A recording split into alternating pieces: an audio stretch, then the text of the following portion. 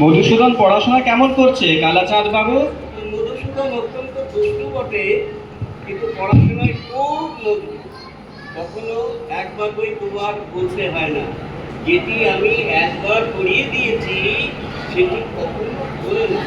বটে, আমি আজ একবার পরীক্ষা করে দেখি। দেখুন,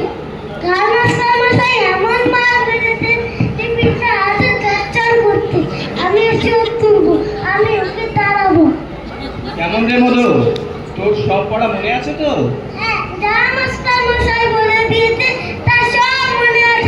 আচ্ছা, উদ্ভিদ কাকে বলে বল দেখি।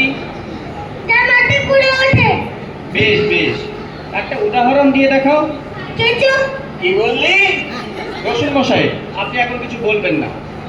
মধু, তুমি তো পদ্য পাঠ করেছো। আচ্ছা, কানুনে কি ফোটে বলো দেখি।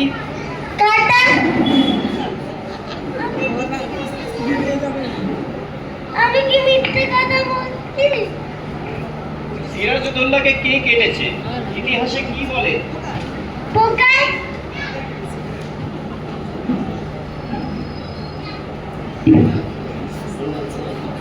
তাকে মারেন কেন?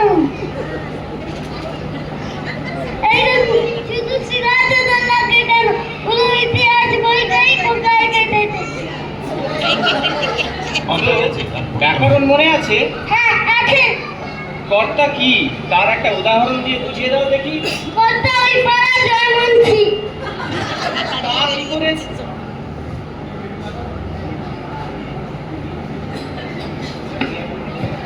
কারণ উনি সবসময় ক্রিয়াকর্ম নিয়েই থাকেন। ওর মাথা। ওইটা মাথা না, ওইটা পিঠ। ষষ্ঠী তৎপুরুষ কাকে বলে? জানি রে। জানি, তার বিলক্ষণ জানি। আপনার হাতে ওইটা ষষ্ঠী তৎপুরুষ। অঙ্ক শিক্ষা হয়েছে? হ্যাঁ হয়েছে। আচ্ছা, তোমার হাতে যদি 6:30টি সন্দেশ দিয়ে বলা হয় 5 মিনিট পরে যে কটি সন্দেশ বাকি থাকবে তুমি তোমার ভাইকে দেবে, একটি সন্দেশ খেতে তোমার 2 মিনিট লাগে, 5 মিনিট পরে তুমি কটা সন্দেশ তোমার ভাইকে দেবে? একটাও না। কেমন করে? সব দিতে কে ফেলবো? আচ্ছা, একটা বট গাছ যদি প্রত্যহ 1 ইঞ্চি করে উঁচু হয়, তবে যে বট গাছ এই বৈশাখ মাসের 1 তারিখে 10 ইঞ্চি ছিল, ফিরে বৈশাখ মাসের 1 তারিখে কতটা উঁচু হবে?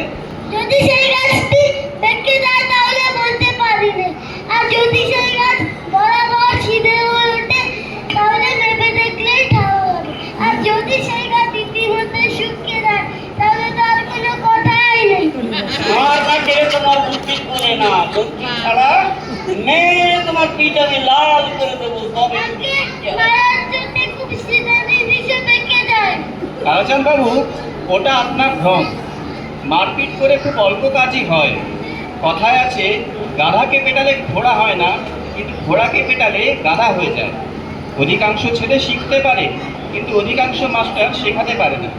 কিন্তু মার খেয়ে মরে ছেলেটাই। আপনি আপনার বেদ নিয়ে প্রস্থান করুন, দিনগত মধুসূদনের পিঠ চূড়ক, তারপরে আমি ওকে পড়াবো। বাহ বাহ, বেঁচে গেল।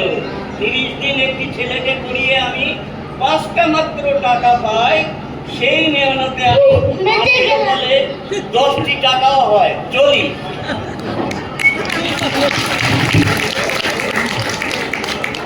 তবে কোশ্চেনগুলো খুব কঠিন ছিল রে ভাই, বহু তো দূরের কথা।